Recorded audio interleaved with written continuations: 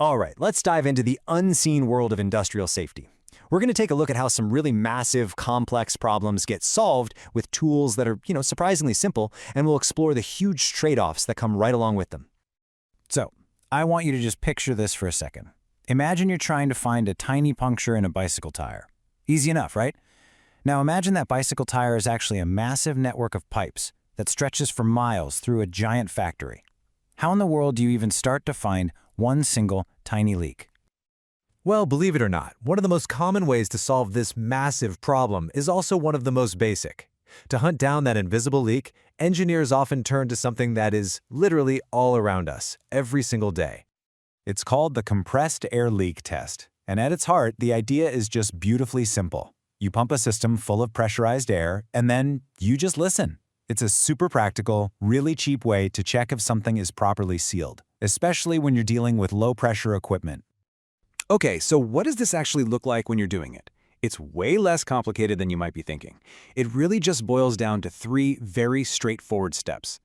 First up, you pressurize the system with some dry compressed air. Step 2, you hold it. You just keep that pressure nice and steady at a safe, low level. And then finally, step 3 is inspect. Technicians literally walk the lines, checking every single joint, every weld, and every fitting. They're either listening for that classic hissing sound or just watching a pressure gauge to see if it drops. See? Super simple. So you might be wondering, when would you actually reach for this tool out of all the high-tech options engineers have? Well, it's definitely not for everything, but it has some really specific, really common sweet spots.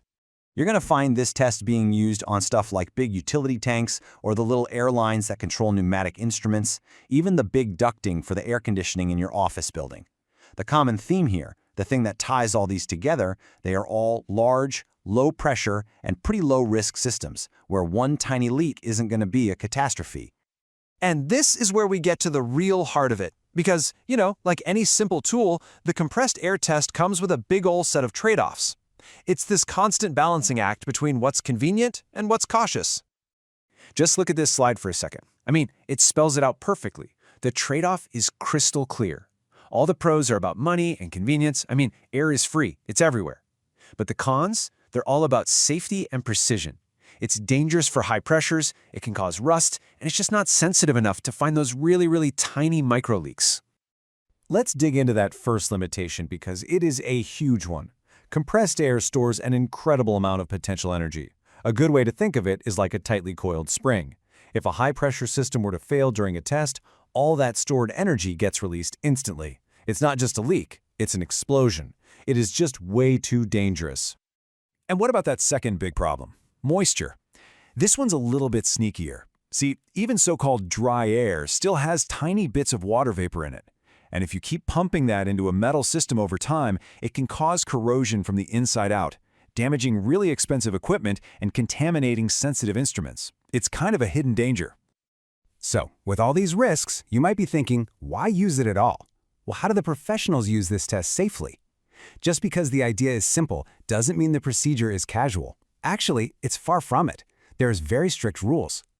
And this right here, this is the golden rule.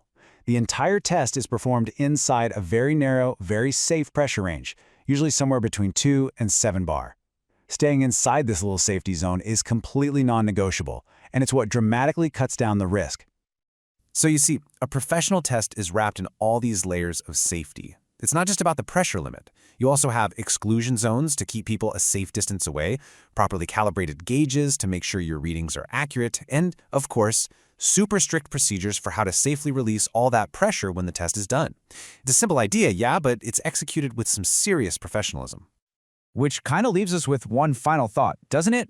This simple test really shows us that in the world of engineering, the best tool isn't always the newest or the most high-tech or the most precise. Sometimes, the best solution is simply the one that's good enough and safe enough for the specific job you have to do right now. It's always a balancing act between what's perfect and what's practical.